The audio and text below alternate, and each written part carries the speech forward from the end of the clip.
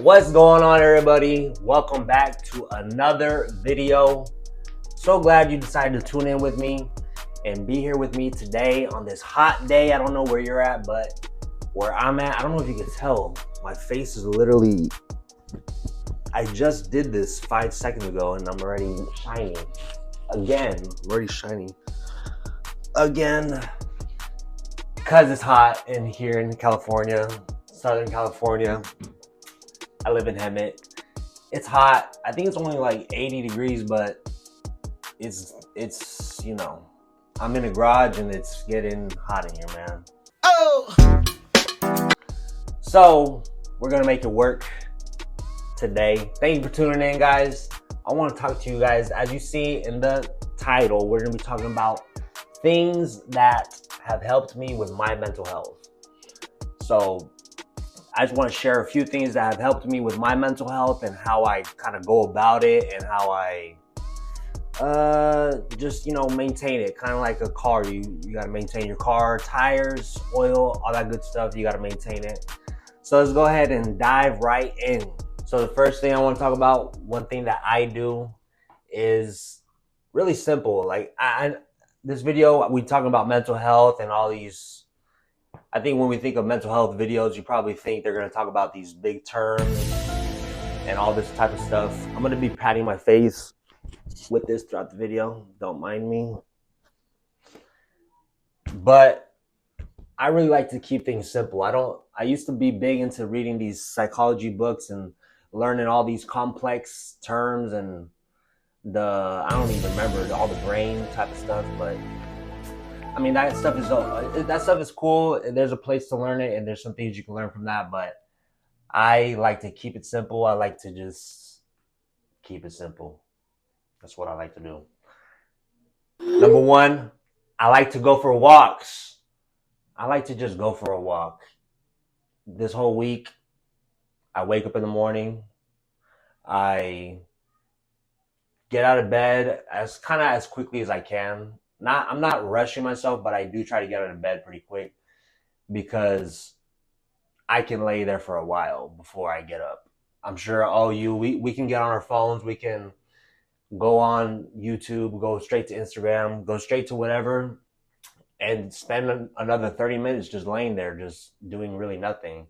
So I like to start my day with something that makes me feel good, and I like to just be outside, I guess, with nature, go for a little walk around the block.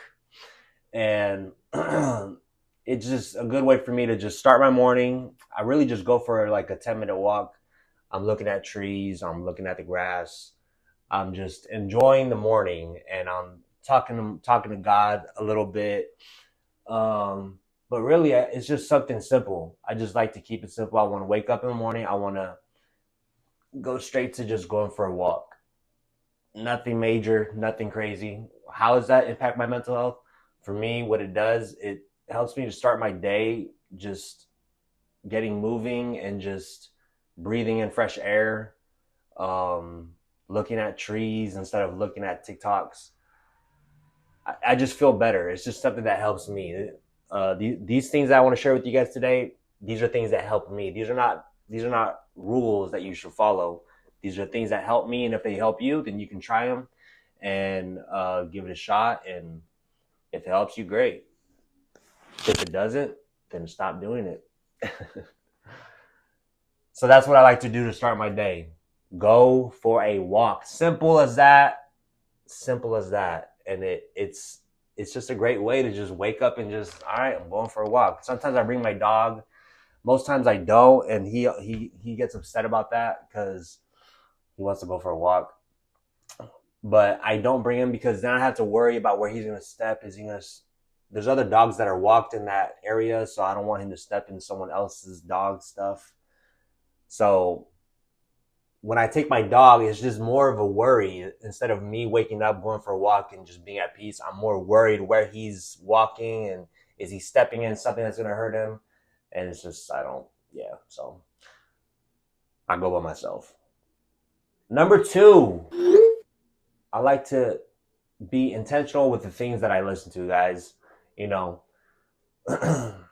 Listening to a podcast or listening to maybe a sermon or something. Just intentional with what I'm listening to because, um, like for example, I had to lessen the amount of Stephen A. Smith. I don't know if you guys know who that is. Here's a picture right here. He's a great commentator, or what is he? Analyst, I guess, or he's on ESPN. He talks about sports all the time, and basically uh, he does commentary and analyzation of what's going on in the world of sports, and he's basically what he really does, in my opinion, is just criticize people all day long. Nobody is worse than Ben Simmons. Ben Simmons might also be the weakest, most pathetic excuse for a professional athlete we have ever seen. Every day he's got a new criticism to throw out. And he also says some things that are kind here and there, and he does say some things that I agree with. But for the most part, in my opinion, he's always criticizing somebody. He's always got something to say, and it's annoying. And so I had to lessen that amount of hearing him, even though he talks about things I'm interested in. I'm interested in basketball like a lot, so he's like the person to listen to for that, because he brings other people on his show that I like, but then he throws out his opinion. So if I'm watching them, I have to watch him because they're kind of collaborating.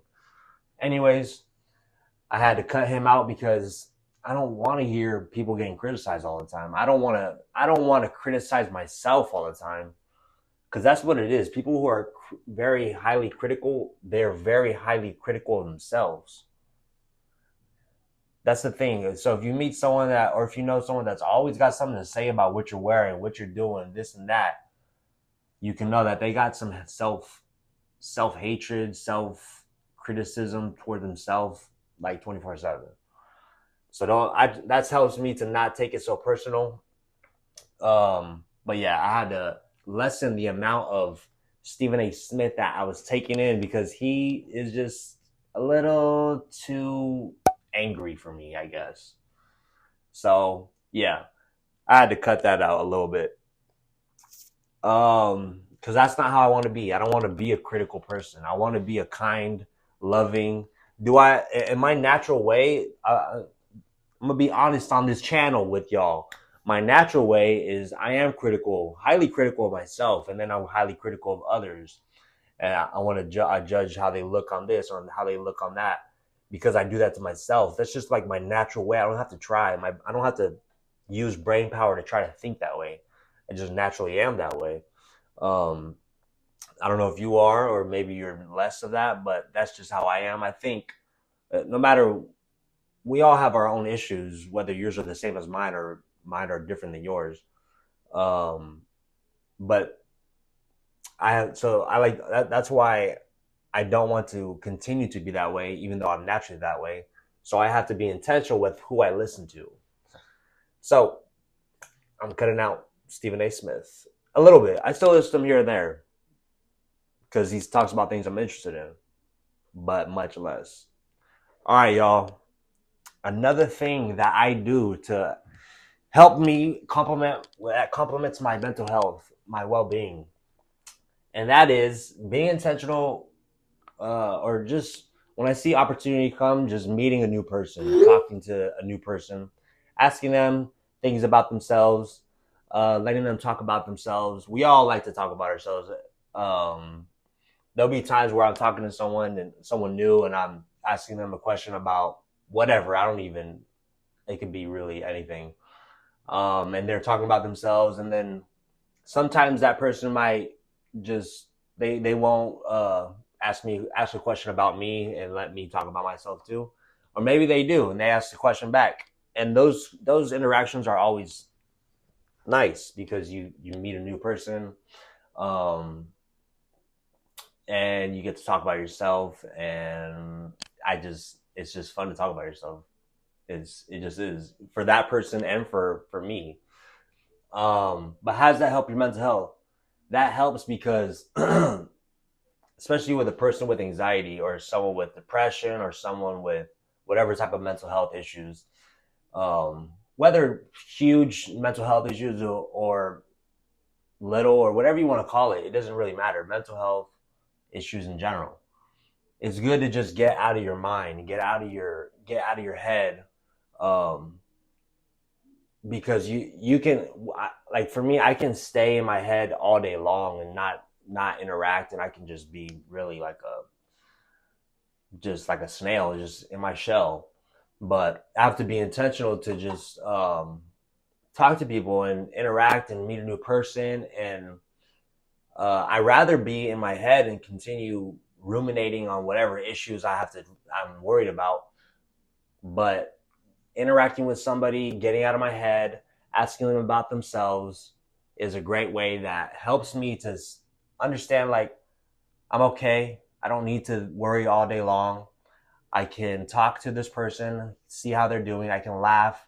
I can put my life on pause. I could put my issues on pause and I could just enjoy myself with this person. And so that's really healthy for your mental health, because you're because we're, as believers in Christ, we're sons and daughters. We're not slaves. A slave is constantly worried about how they're going to get their next meal, how they're going to get their next where they're going to sleep. Is someone after them? Are they under attack? That's how a slave lives. But we're sons and daughters. So now we have a father who cares for us. We have a father who takes care of us. He meets our needs. We don't have to live and worry. And so that's why I can put my worries on pause. Actually, I don't even have to put my worries on pause. I can move on from the worry because it's really a lie. I mean, not all worries are lies, but a lot of them most of the time can be a lie. I'm worried about how I look. I'm worried about what this person thinks of me. All that's just nonsense. All that's just taking up my mind that I don't need to be worried about.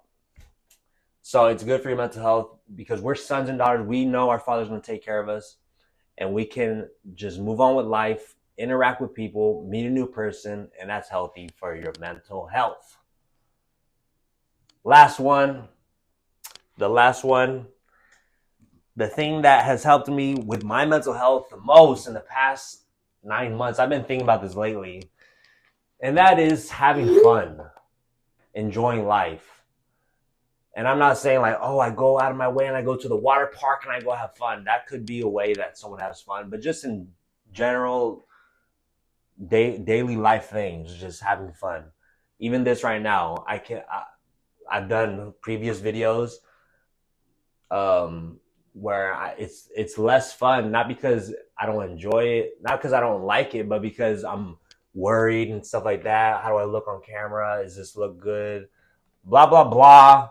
All the things that are taking away from fun, all the things that are taking away from my mind just being at peace and able to enjoy whatever there is to enjoy. And so the past like 9 months, I've just been learning like to stop being so serious. I mean, the past 6 years as a Christian, I've really like I want to live for God. I want to do everything right. I want to cut out these sins, and I just got serious, and I just got so I need to make disciples. I need to make sure I share God with that person and that person, and I just got so like I didn't enjoy myself. I was on a freaking mission. Like I was on like going to battle. I wasn't enjoying life. I was doing good things. People, good job, Miguel, so that might make me think like, oh, I'm doing something right. And while I might have been doing something right, God says to work hard to enter peace, to enter rest. That's the only time God is saying work hard to enter rest. That doesn't even make sense. How do you work hard to enter rest? Work hard to go to bed. Like, how do you do, what do you mean, go to bed? What God is saying is that we're such a world that's like, do. Amazon, we want it now, we do it quick. All these companies, they want the best people that can make the best results. But God is saying, and God knows that we're a culture that's that way. So he's saying, I need you to stop working hard to get things done. I need you to work hard to enter rest, because you don't do that enough. I don't do that enough. I always want to get things done. And there's nothing wrong with that, but having a balance of being able to chill out and then being able to turn it up and get things done. So past 9 months, been learning to just chill out, Miggy. Chill out. Don't be in such a rush all the time. Laugh a little. Enjoy yourself, because that's a huge thing, guys. Um, Not laughing, not having, humor is a big thing. Even if I'm by myself, like I just make myself laugh. I'm watching something on YouTube or whatever, or if I'm just doing nothing, like I just I'm learning to just laugh at things, laugh at myself, and it's a healthy thing. It's good for your mental health because you get out of your worries. I'm kind of going back to that thing. You're getting out of your head, getting out of your worries, because life is not that serious. Don't take it so serious. Yes, there's things that need to get done, but don't do them at the expense of your mental health. Being so I gotta get things done. So these are the things that help my mental health. I hope that they helped you. Apply them to you if they apply to you. If they don't help as you're trying them out, stop doing it. You never have. Whenever someone taught me something to do, I thought I had to do it even if it didn't feel right. If it's not feeling right, you can cut it out. But anyways, thanks for tuning in, guys. I look forward to keep on doing these videos for you. Comment, like, subscribe. I'm still getting used to how I do this outro. Comment, like, subscribe, all that good stuff. Like the video, and I will see you guys on the next one. Comment below anything that stood out, and peace.